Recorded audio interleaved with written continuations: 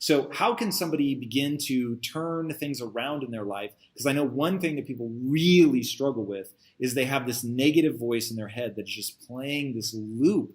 And so even if they understand the mechanisms, some part of them is going to discount it, right? Because it's like, well, you're just trying to say that because you think you can manipulate neurochemistry, but you're a loser. Like you just fall in that. And that's what's playing in their head.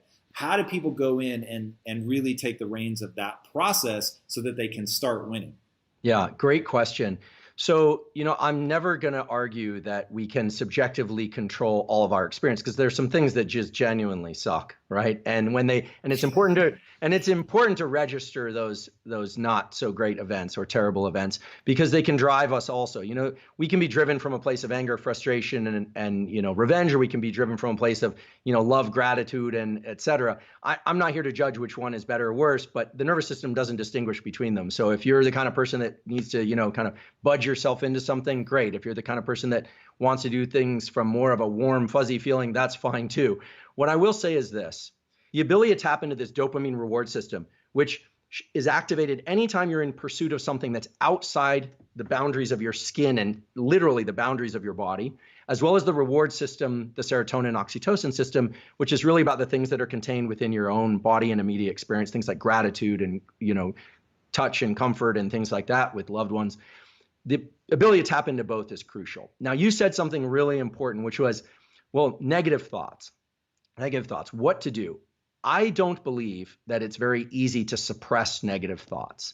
However, when you realize that thoughts can be deliberately introduced, you can start replacing negative thoughts with new types of thoughts. So you can always add something in.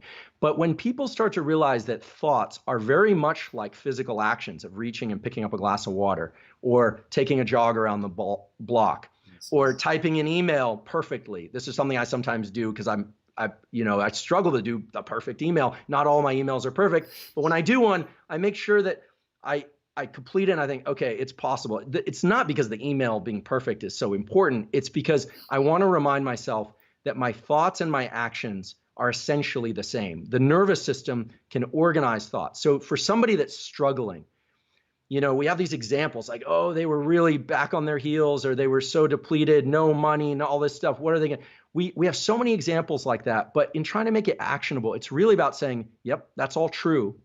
But I'm going to introduce a thought, which is, I made it through today.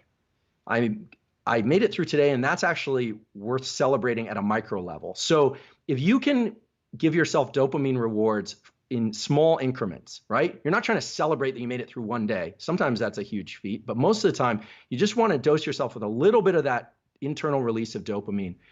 You start rewarding incremental steps. And if there's anything that your listeners could take away from this whole thing about dopamine and reward schedules and being in movement, it's reward incremental steps, in particular, incremental steps that are about forward action.